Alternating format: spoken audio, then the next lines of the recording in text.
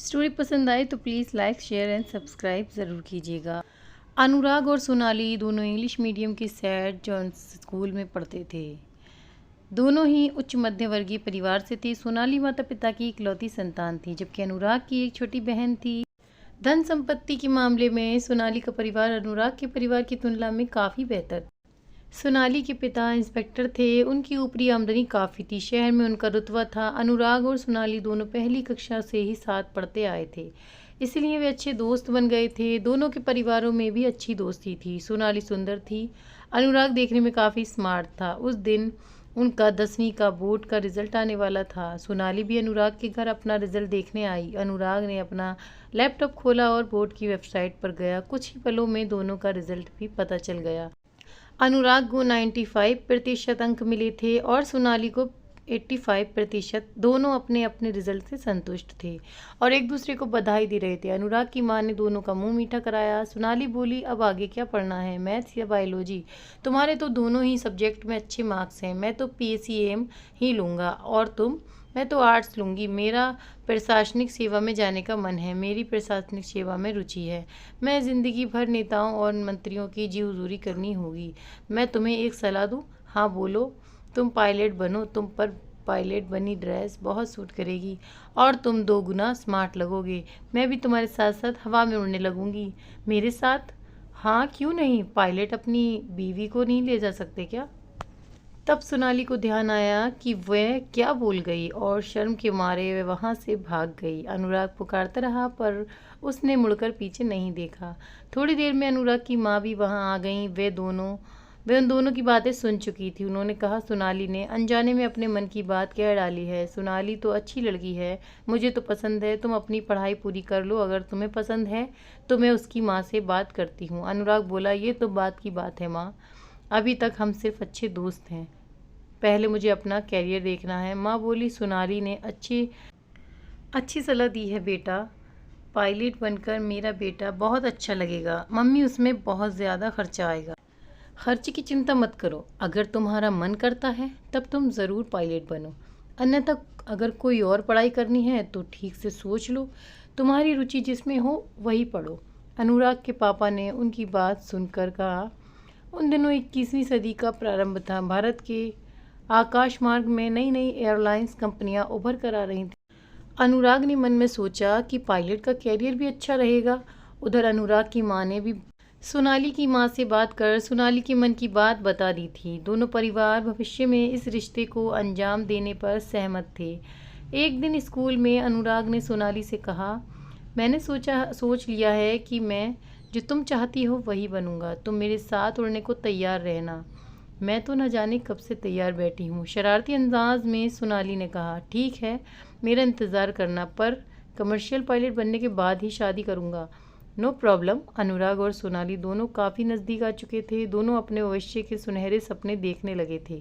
देखते देखते दोनों 12वीं पास कर चुके थे। अनुराग को अच्छे कमर्शियल पायलट बनने के लिए अमेरिका के एक फ्लाइंग स्कूल जाना था। भारत में मल्टी इंजन वायुयान और एयरबस E320 जैसे विमानों पर सिमुलेशंस की सुविधा नहीं थी, जो कि अच्छे कमर्शियल पायलट के लिए ज़रूरी था।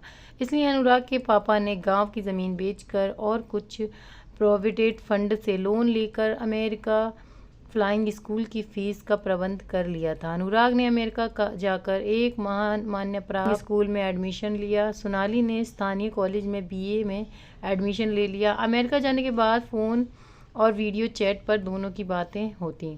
समय का पहिया अपनी गति से घूम रहा था। देखते ही देखते 3 वर्ष से ज़्यादा का समय बीत चुका था। अनुराग को कमर्शियल पायलट लाइसेंस मिल गया। सोनाली को प्रशासनिक सेवा में सफलता नहीं मिली। उनके अनुराग से कहा कि प्रशासनिक सेवा के लिए वह एक बार और कंप्लीट करने का प्रयास करेगी। अनुराग ने प्राइवेट लाइसेंस में पायलट की नौकरी ज्वाइन की।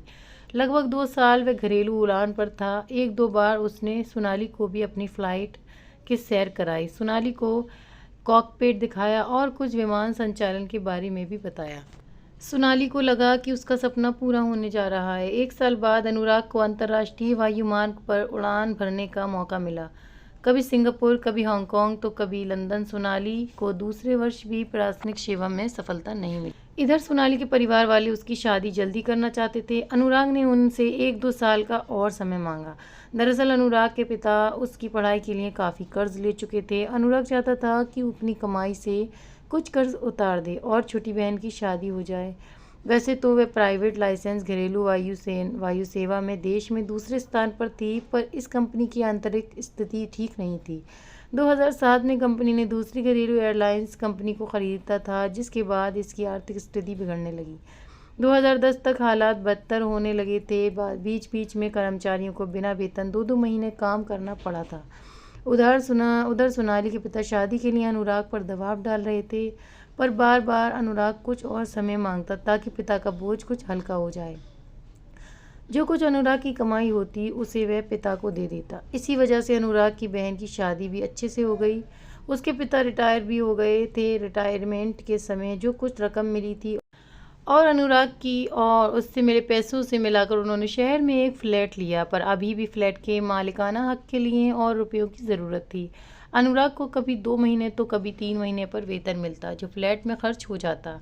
अब भी एक बड़ी रकम फ्लैट के लिए देनी थी। एक दिन सोनाली के पापा ने अपनी पत्नी से कहा, आज अनुराग से फाइनल बात कर लेता हूँ, आखिर कब तक इंतज़ार करूँगा। और दूसरी बात, मुझे पायलट की नौकरी उतनी पसंद भी नहीं है। ये लोग देश विदेश घूमते रहते हैं, इनका क्या भरोसा कहीं किसी और के साथ चक्कर चल रहा हो। अनुराग के माता पिता तो चाहते थे कि अनुराग शादी के लिए तैयार हो जाए, पर वह तैयार नहीं हुआ। उसका कहना था कि कम से कम ये घर तो अपना हो जाए, उसके बाद ही शादी होगी। इधर एयरलाइंस की हालत बद से बदतर होती गई। वर्ष 2012 में जब अनुराग घरेलू उड़ान पर था तो उसने दर्द भरी आवाज़ में यात्रियों को संबोधित किया, आज की आखिरी उड़ान में आप लोगों की सेवा करने का अवसर मिला। हमने 2 महीने तक बिना वेतन के अपनी समझ और सामर्थ्य के अनुसार आपकी सेवा की है। इसके चंद दिनों बाद इस एयरलाइंस की घरेलू और अंतर्राष्ट्रीय उड़ानों का लाइसेंस रद्द कर दिया गया। पायलट होकर भी अनुराग बेकार हो गया। सोनाली के पिता ने बेटी से कहा, बेटी हमने तुम्हारे लिए एक आईएएस लड़का देखा है। वे लोग तुम्हें देख चुके हैं और तुमसे शादी के लिए तैयार हैं। वे कोई ख़ास दहेज भी नहीं मांग रहे हैं, वरना आजकल तो आईएएस को करोड़ों 1.5 करोड़ रुपए आसानी से मिल जाता है। पापा मैं और अनुपम तो वर्षों से एक दूसरे को जानते हैं और चाहते भी हैं। ये तो उसके साथ विश्वासघात होगा। हम कुछ और इंतज़ार कर सकते हैं। हर किसी का समय एक सा नहीं होता। कुछ दिनों में उसकी स्थिति भी अच्छी हो जाएगी, मुझे पूरा विश्वास है। हम लोग लगभग 2 साल से उसी का इंतज़ार कर रहे हैं बेटा, अब और समय गंवाना व्यर्थ है। नहीं, एक बार मुझे अनुराग से बात करने दें। सोनाली ने अनुराग से मिलकर ये बात बताई। सोनाली को कोर्ट मैरिज करने को भी तैयार थी, पर अनुराग को ये ठीक नहीं लगा। वह तो अनुराग का इंतज़ार भी करने को तैयार थी।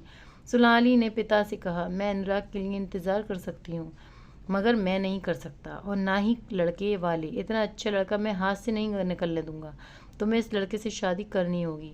उसके पिता ने सोनाली की माँ को बुलाकर कहा, अपनी बेटी को समझाओ, वरना मैं अभी तुमको गोली मारकर खुद को भी गोली मार दूंगा। ये बोलकर उन्होंने पैकेट से पिस्तौल निकालकर पत्नी पर तान दी।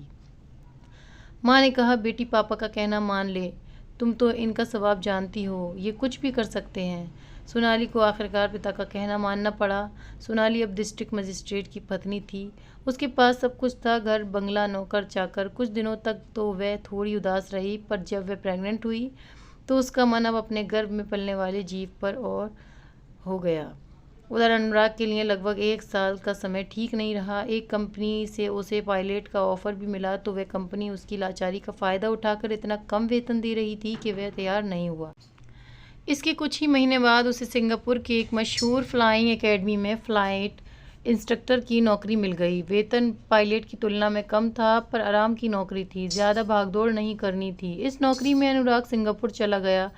इधर सोनाली ने एक बेटे को जन्म दिया। देखते ही देखते 1 साल और गुजर। अनुराग के माता पिता अब उसकी शादी के लिए दबाव बना रहे थे। अनुराग ने सब कुछ अपने माता पिता पर छोड़ दिया था। उसने बस इतना ही कहा, जिस लड़की को वह पसंद करें उससे फाइनल करने के पहले वह एक बार बात करना चाहेगा। कुछ दिनों बाद अनुराग अपने एक दोस्त की शादी में भारत आया। वह दोस्त का बाराती बनकर गया। जयमाला के दौरान स्टेज पर ही लड़की लड़खड़ा कर गिर पड़ी। उसके बाएं पैर का निचला हिस्सा कृत्रिम था, जो निकल पड़ा था। पूरी बारात और लड़की के यहाँ के मेहमान ये देखकर आश्चर्यचकित थे। दूल्हे के पिता ने कहा, ये शादी नहीं हो सकती, आप लोगों ने धोखा दिया है। लड़की के पिता बोले, आपको तो मैंने बता दिया था कि लड़की एक पैर से खराब है, आपने सिर्फ खराब कहा था, नकली पैर की बात नहीं बताई थी। ये शादी नहीं होगी और बारात वापस जाएगी।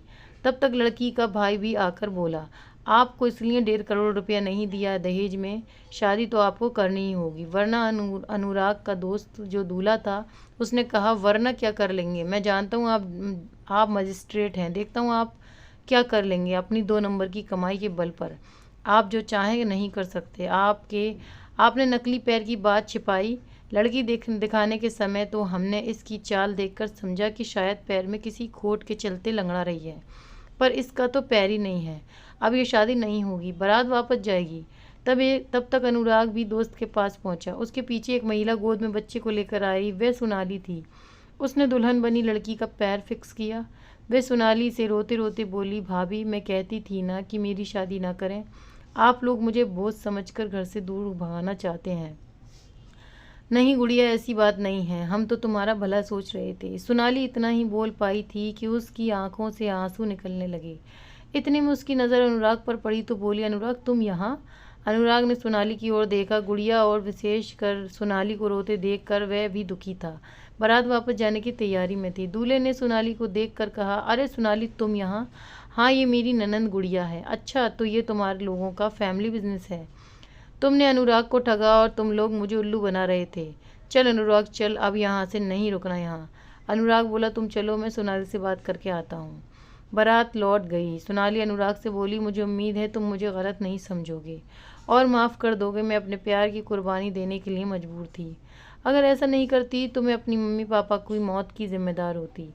मैंने तुम्हें गलत नहीं समझा और ना ही तुम्हें माफ़ी मांगने की ज़रूरत है। लड़की के पिता ने बारातियों से माफ़ी मांगते हुए कहा, आप लोग क्षमा करें, मैं बेटी के हाथ तो पीले नहीं कर सका, लेकिन आप लोग कृपया भोजन करके जाएं, सारा खाना व्यर्थ बर्बाद जाएगा। मेहमानों ने कहा, ऐसी स्थिति में हमारे गले के अंदर निवारा नहीं उतरेगा। बिटिया की डोली नहीं उठ सकी, इसका हमें भी काफ़ी दुख है, हमें माफ़ करें। तब अनुराग ने कहा, आपकी बिटिया की डोली उठेगी और मेरे घर तक जाएगी, अगर आप लोगों को ऐतराज़ न हो। वहाँ मौजूद सभी लोगों की निगाह अनुराग पर गड़ी। लड़की के पिता ने झुककर अनुराग के पैर छूने चाहे तो उसने तुरंत उन्हें मना किया। सोनाली के पति ने कहा, मुझे सोनाली ने तुम्हारे बारे में बताया था कि तुम दोनों स्कूल में अच्छे दोस्त थे, पर मैं तुमसे अभी तक नहीं मिल सका था।